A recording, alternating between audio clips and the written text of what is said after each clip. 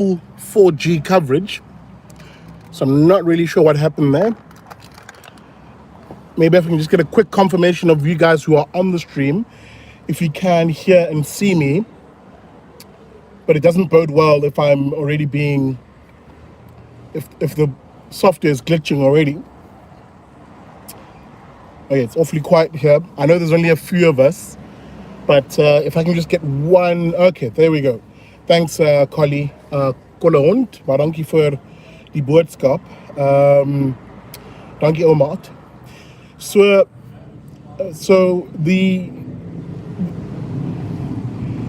it's a very interesting time, isn't it?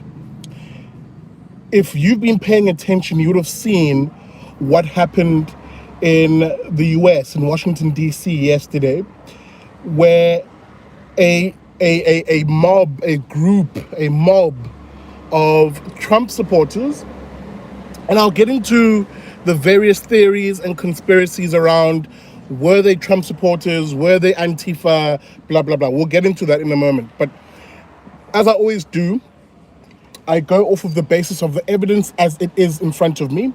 And the evidence as it is in front of me was that those were Trump supporters who, out of the mass number of them, a small gaggle, a small grouping, broke away and decided, fudge it, we're going to head into the Capitol building, Capitol Hill, where the Senate sits.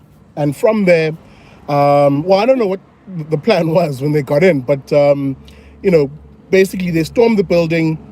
The Capitol Police, that's the DC specific police officers who are tasked with protecting that facility, much like we've seen policing generally in America when it comes to these protests and at times even riots. If you circle back to Antifa riots, if you circle back to Black Lives Matter riots, the police are almost ineffective.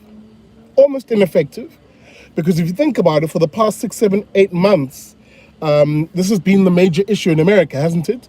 It's this idea that the police officers are very slack when it comes to upholding the rule of law and protecting other citizens when it has been Black Lives Matter or Antifa riots and protests. But when it comes to upholding the diktats of politicians, such as lockdowns and all of that, suddenly they become very efficient in doing that. Well, needless to say, in this particular instance, as it related to the MAGA supporters, when they opted to then storm the Capitol building, the police were ineffective. I mean, there were instances where, they were just outnumbered. Plain honest truth. They were just outnumbered and they let these guys walk in. Now, I haven't gotten into my particular view on this. I'm just setting the scene as I saw it. So you have about a crowd of maybe, let's say, no more than 100, maybe 200 of this breakaway group who then storm the building and begin to, from their various groups, because also be very careful of people who tell you that that was one set of people, that they were all just like a singular focus type people. They're not. What I see from the evidence is that there were various groupings, various vested interest groupings that were part of that particular group of, let's say, 100 or maybe 200, who then decided to storm the building. There were, from what I saw, obviously some MAGA supporters, absolutely. I don't want people to pretend and try and pretend as if that wasn't the case. But there was also definitely the outrighters, the alt-right types, who, for whatever their particular reason and convenience right now, have just latched onto Trump as a convenient symbol or token for them, even though in real terms there are massive differences at times between their messaging, which is a racial ethno state, or pining for a racial ethno state, to ordinary conservatives who have just looked to Trump for leadership in the face of a Republican Party which has abandoned them. Now, this last point is what I really want to focus on, because I think it explains the large number of people who are there. And I see the comments, guys. Mr. Mean, I see you about the alleged Antifa members who are dressing up as MAGA supporters. I will get to that because for me, that's in the realm of a theory and conspiracy, which again, people on my timeline at least have been throwing evidence my way, but the evidence is then quickly dispelled by someone else. So that's why I'm calling it conspiracy. But I'll get to that, right? I'll get to that, and I'll keep an eye on the comments. But I'm at nearly the 7 minute mark. I just want to quickly set the scene, get into my 3 points that I want to share about the political significance of what we saw yesterday. That's what I really want to talk about here, because I don't want to get into the weeds of, oh, she said it was Antifa, he says it was MAGA. That's all irrelevant. That's all irrelevant. And that's all what I've been seeing definitely in both on Facebook and Twitter, this desperate attempt by both sides of the spectrum, the yay Trump people, as I like to call them, and on the other side of the spectrum, the boo Trump people. These are all people who are playing that game of trying to push their narrative out as quickly as possible in order to own what's happening, in order to own what they saw in terms of the narrative. And I don't want to play that game. I have no interest in that. As I always say, politicians are trash, and I don't pick and choose when I say that. I have no interest in shilling for one politician or the next. Even if there are certain things that a politician does that I like, I'm not here to shill on their behalf. What I want to look at is the broader political implications of what we saw yesterday. Because as I said in my tweet, one of the first tweets I put out as this was happening, is that these people, the people who, firstly, who marched on Washington, number one. Number two, the people who then, of that group, a smaller breakaway, who then stormed the Capitol building. There is a larger point to be made about these people, which is being ignored right now. Number one, these people owe no fealty and owe no loyalty to either the Republican Party or the Democrat Party. If anything, these people represent a continuation of who Trump was very smart and cunning to identify and mobilize as a base. Who am I referring to? It is that forgotten American. It is that forgotten American who now feels as though the institutions of state, the institutions of government, which are meant to cater to them and protect them and their rights, are now being subverted and corrupted by a political elite that operates out of Washington. And a political elite in Washington who are very yoked, who are very yoked to a media elite and who are very yoked to an entertainment and social elite. So these forgotten Americans are the ones who, in real terms, when you look at what's happening here, were the ones who said, you know what, yes, we'll rally around Trump. And I've got a feeling also, and this is where I want to get your views, guys, I've got a feeling also that the sentiments of this group of people, the sentiments of these people, as I said, it goes beyond traditional party politics of the Democrats and the Republicans. And I've even got a feeling, before this car hits my car, sorry, there's a car in front of me. I've even got a feeling that these people and their sentiment even goes beyond Donald Trump right now. That Donald Trump is the convenient rallying point for them right now because of Trump's overtures towards them, because of Trump's also his outsider flavor, not being from the establishment. What I'm suspecting, and this is the point I want to chew in on, is that these people are not going to go away, nor will their anger go away simply because there are now pockets of the Republican Party, the rhinos, as I like to call them, and the Democrats who've been doing this for the past 4 years anyway, who've been saying this guy's a fascist, he must go away, blah, blah, blah, blah, blah, blah, blah, blah. The feelings of these individuals, the sentiments of these individuals are not going to go away. There is a real and a palpable anger of the people who went to that rally in Washington. And I think underlying it is the broader issue. It has maybe nothing to do with Trump to an extent, albeit he's the face of it and he's mobilizing it, or rather marshalling it for his own purposes. I don't think it has necessarily anything to do with Trump more than the broad sense of frustration that a very large segment of Americans feel about the establishment politics, and how ever increasingly the establishment politics is all for the elites and not for them. So that's what I suspect we were seeing yesterday. That amongst that group of even the ones, the breakaway guys who then stormed the building, it's very instructive. Let me maybe take a step back and make clarify the point and make it more salient. Do you notice that of that group who stormed the Capitol building, they didn't burn anything, of maybe shops, or they didn't loot any shops like you saw with Antifa and Black Lives Matter.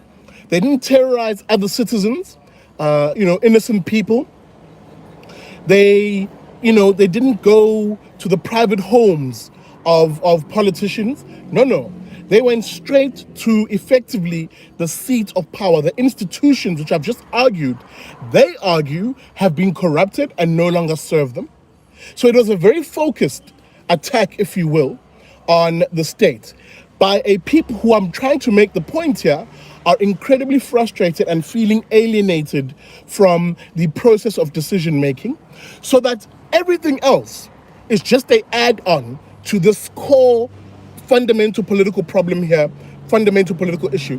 What I mean by add-ons, the claims, for example, of voter fraud, the rigging of an election, Trump being cheated, all of those things for me come across as an add-on, something they'll just use as a talking point to express the underlying frustration, which is a large segment of mostly middle-class America is being left out of the decision-making framework of what are institutions that are meant to protect them, institutions of state that are meant to protect them, which for them renders, in their view, the promise of the Constitution, the American Constitution, null and void, insofar as the state is not actually honoring the natural rights of citizens.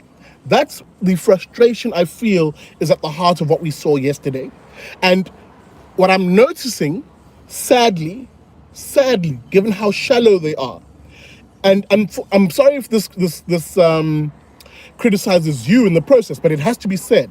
I'm noticing now that instead of addressing this underlying problem, instead of addressing this underlying issue which will persist, you have these two camps, these two annoying camps that are so entrenched in their position of either yay Trump or boo Trump, that both of them are ignoring the underlying issue of what ordinary Americans are talking about in this election. Now, let me make a further point to maybe support my view here, and why I initially also said that this was an attack on both the Democrat establishment and the Republican establishment. At the face level, all of the shallow analysis you're seeing on social media is going after the Republicans. Oh, look at how the Republicans are doing this. The Republicans are attacking, the state. This is sedition, bordering on sedition, Biden says. All of that is dribble. Because if you seriously think what you saw in those scenes that played out of Capitol Hill, if you seriously think that Republicans are in control of that, then you are dumber than a bucket of shrimp. If you really want to try and suggest that those people were acting on the behest of either the Republican Party or even, ironically, at the behest of Donald Trump, then you really are dumber than a bucket of shrimp. Because you're ignoring, and you're choosing perhaps to ignore that underlying issue that I'm talking about here in favor of beating your opponent, in favor of beating your political opponent because you belong to one camp or another. In this case, the Democrat camp versus the Republican camp. That is the dribbling that I'm seeing happening in terms of the mainstream analysis of what we saw last night, where both sides are ignoring who these people are and what they're actually fundamentally saying beyond their anger, which was expressed yesterday. And let me come back to, because I'm going to get to my second point. In terms of answering what the broader political implications of this will be, the second point I'm going to get to is answering the question of this video's title of, are we seeing a realignment of American politics? Are we seeing a realignment of American politics? And I'm going to answer this both through the lens of what's happening in the Republican Party, which we see now, right, expressed in what we saw yesterday. Also, something which people with their goldfish memories have totally forgotten are the same problem, that's happening in the Democrat side of the party. But because everything is Trump, Republicans right now, people are distracted and they've forgotten already that the same thing happening in the Republicans of there being this populist leader who is separating the political party and creating a very strong base of a disaffected, disillusioned, and mobilized people. That same thing is happening in the Democrat Party now. So that just because everything is going well for the Democrats right now, they've won the presidency, they've seemingly won the Senate, and they've won Congress. Because everything is going well right now, they've forgotten that the very same problem that Republicans have, they have too. Let me be precise and specific. It wasn't more than just 2 years ago.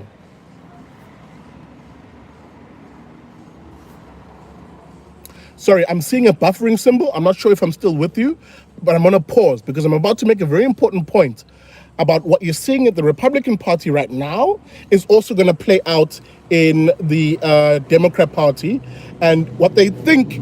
Okay, thank you, Jason Getz. Shout out to you, Akhi. I see you. Thanks, guys. Thanks, Norby. I see you, brother or sister. Kerry from Southwick, I see you, girl. Shout out to you. Robin Dandelion, I see you, sister. Hey, Hein, I see you too. Guys, welcome to the stream. I'm nearly done. The point I was about to jump into is don't be lulled into the narrative. Don't be lulled into the rhetoric, which is meant to dribble and distract you from the broader political implications of what we're seeing in America. And to answer the question, therefore, is there a realignment in American politics? I would argue and I would put forward that yes, there is a realignment in US politics, where the two-party system is clearly frustrating people for different reasons. For different reasons. It's not catering to the plurality and the diversity of political thought, and it's definitely not catering to, at an individual level, at the family level, the ordinary American who feels ever increasingly the distance between them and the echelons of power growing. So we're seeing this play out right now in the Donald Trump side with Trump as a populist leader leading this breakaway, if you will, a very strong base, by the way, of individuals who are saying, you know what, we don't actually self-identify as Republicans, we self-identify as conservatives. And in our conservatism, there is a diversity of it, which we don't agree with the existing Republican establishment. And Trump has been smart enough to capitalize on it and break it away, not yet formally yet, I suppose. Maybe formal just now, who knows? But Trump has mobilized it quite successfully. Now, where I was going earlier on, you have Democrats, because they can't think beyond their own little, yay, look, Trump is collapsing everything, blah, blah, blah, blah, blah. Because they can't think beyond that, and everybody's busy with Orange Bad Man, and on the other side, oh no, it's Antifa infiltrators, all of this attempt to try and get your narrative out, you're missing the broader pointer, which is what is happening in the Republican Party now is happening in the Democrat Party too. And the point I was making before the cut was, it wasn't more than 2 years ago where you saw in the Democrat Party a massive split develop, which even though they've papered over the cracks, that division is still there, of a particularly radical left and stauncher left who are frustrated with the nature of the Democrat establishment and literally said, you know what,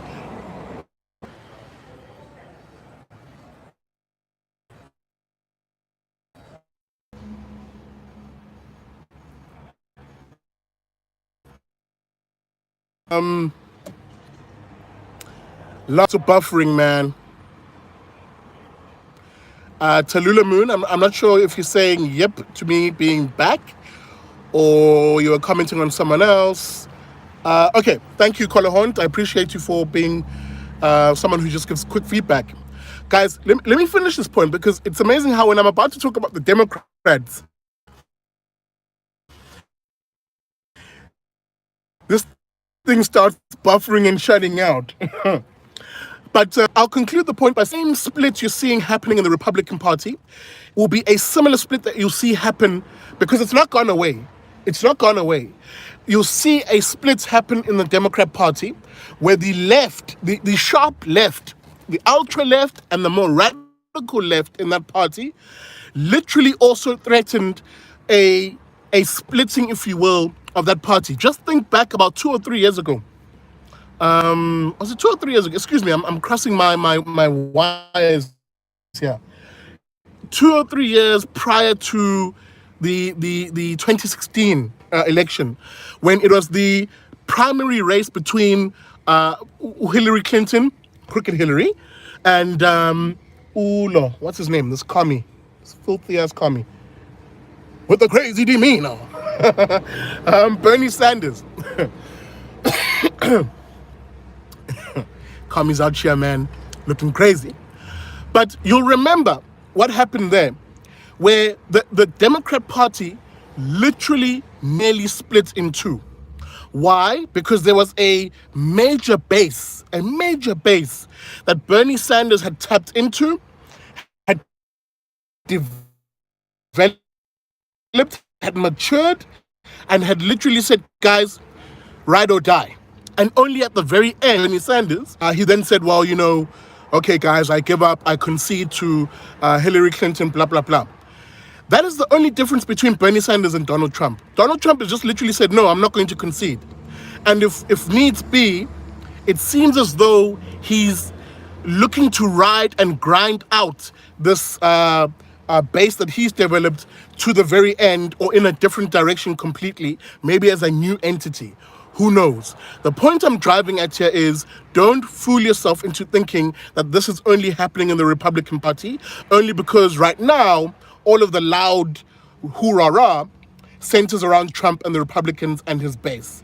The same thing is happening in the Democrat Party, where there is a very big difference between the establishment Democrats, the likes of Clinton, Pelosi, Schumer, blah, blah, blah, you name it, versus this up-and-coming and rising, really, base, ultra-leftist based and woke identity politics base. The likes of Alexandra Ocasio-Cortez, can't think of that black chick right now. What's that black sister with the bald head? And of course, Rashida Tlaib, who are the face of it, but really, there is a broader movement behind it. For instance, why is no one asking the question, where are the Bernie bros now? Where are the Bernie bros now? You see, you fooled yourself into thinking that, oh no, just because Clinton won back then, that somehow the Bernie bros will just disappear into the distance and go quietly into the night. The same assumption is being made about Trump supporters now. That once Trump goes away, the Trump, the MAGA types, they'll just quietly go silently into the night. Guys, you're being dribbled if you really think that that's the case. Because that's the mainstream narrative that's being sold to you. That is the mainstream narrative that's being sold to you. That no, just keep calm, Wena. This is just a blimp in time. And hence I asked the question in the title of this video, are we seeing a realignment in the in the nature of US politics? And I would argue that the answer is yes. And that these are just the beginnings of it, the rumblings of it.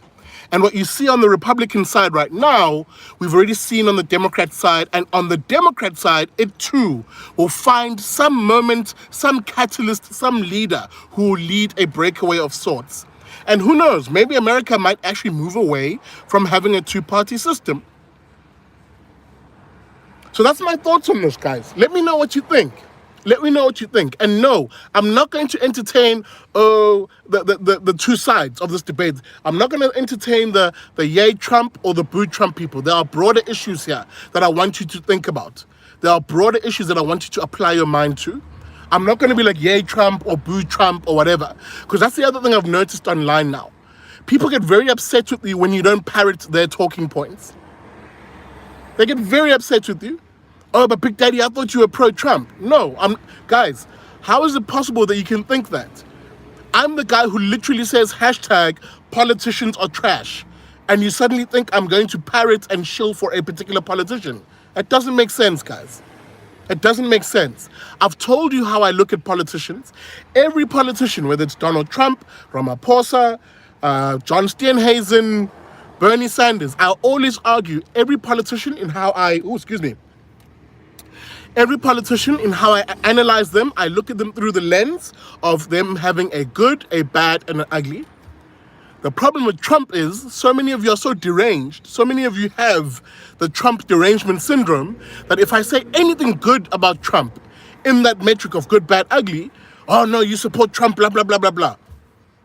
The moment I say anything bad about Trump, the MAGA types, oh no, but Trump is not a politician, I'm seeing the comments here. Oh, he's going to save us and blah, blah, blah, blah, blah, blah, blah. Guys, stop looking to politicians to being your savior. I don't know how many times I need to say this to you guys. Politicians are trash. They're not going to save you. What you need to do as a broad aside, since I feel the need to revisit this, what you really want, and my mission on the show, is to encourage people to be a society where the individual and families matter more. They are the center of decision making, not politicians and not a political elite. But anyway, I digress. Let me know what you think about this vlog, guys, and some of the ideas I've shared on here. Because as I said, there is a broader, the ground beneath us is shifting in American politics.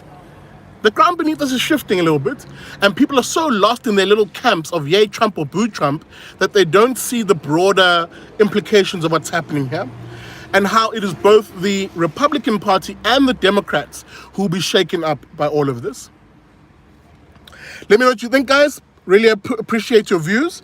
This is obviously going to be on YouTube. Unfortunately, my laptop packed up, the fan packed up, so I can't edit this and then put it up on Facebook as a separate video. And I can't do my live broadcasts for the BDL show, which has guests and stuff, because I do that via my laptop. So I'm sorry about that, guys. I'm gonna try and save up and get a laptop as soon as possible so that we can resume the show. But I appreciate you. There will be vlogs that are produced via my phone just like this in the month. So let me know what you think about this vlog. I look forward to the comments. Oh my God, I can just tell already. I probably pissed off both the yay Trump and the boo Trump people. Looking forward to it. But let me know what you think. And guys, remember, if you want to support the work, all of those details you'll find on my page. Lots of planning work, lots of stuff coming for you on the BDL show for this year. Thanks for watching, guys. I will see you on the next vlog. And remember, never trust a commie.